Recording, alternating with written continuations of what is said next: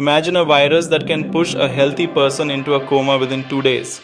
A virus with no specific cure, no widely available vaccine, and a fatality rate that can reach up to 70% in some outbreaks. This is Nipah virus, a rare but extremely dangerous disease that jumps from animals to humans. Nipah is what scientists call a zoonotic virus, meaning it originates in animals and spills over into people. Its natural hosts are fruit bats, also known as flying foxes.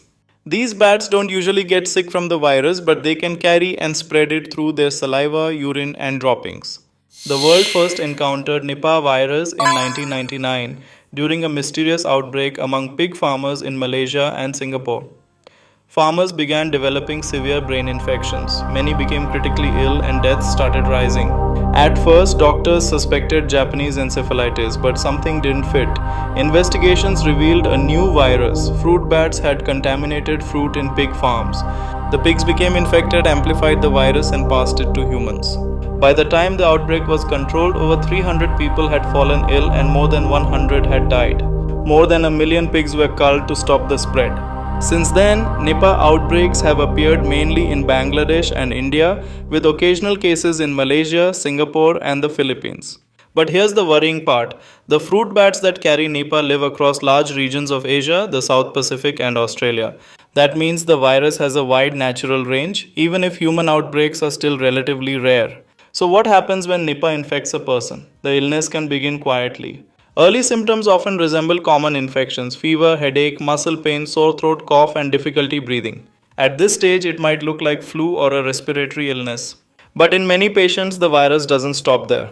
Nipah can invade the brain, causing encephalitis or inflammation of the brain. This is when the disease becomes terrifyingly severe. Patients may become confused, disoriented, and extremely drowsy. Seizures can develop. Some people lose consciousness and fall into a coma within 24 to 48 hours of neurological symptoms beginning. Even among survivors, the damage can be long lasting. Some experience persistent seizures, personality changes, or other neurological problems for months or even years. How does this virus spread? One route is direct contact with infected animals, especially bats or pigs. In areas where outbreaks have occurred, pigs have acted as an amplifying host, increasing the amount of virus that can reach humans. Another major route is through contaminated food and drink. In parts of Bangladesh and India, people collect raw date palm sap as a traditional sweet drink. At night, fruit bats often lick the sap or urinate into the collection containers. Drinking this fresh, unboiled sap has been linked to several Nipah outbreaks. Fruit that has been partially eaten or contaminated by bats can also pose a risk. Nipah is also capable of person-to-person transmission. Close contact with an infected person's saliva, respiratory droplets, blood, or other body fluids can spread the virus. This has led to infections among family caregivers and healthcare workers who did not have adequate protective equipment. Because of these transmission routes, prevention focuses on reducing contact with both infected animals and contaminated materials. Health authorities recommend frequent hand washing with soap and water, especially after caring for sick individuals. People should avoid contact with fruit bats and sick pigs and stay away from areas where bats roost. It's important not to touch surfaces or objects that may be contaminated with bat droppings or saliva.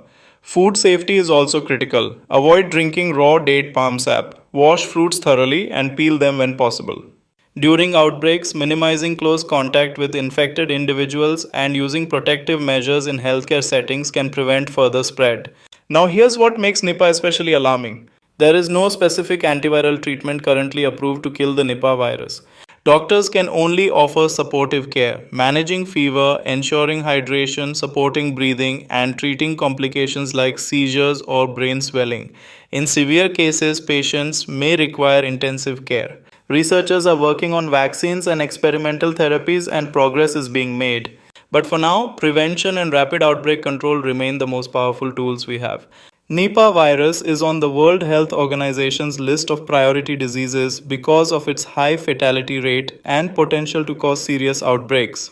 While it does not spread as easily as viruses like measles or COVID-19, its impact can be devastating when it does infect humans.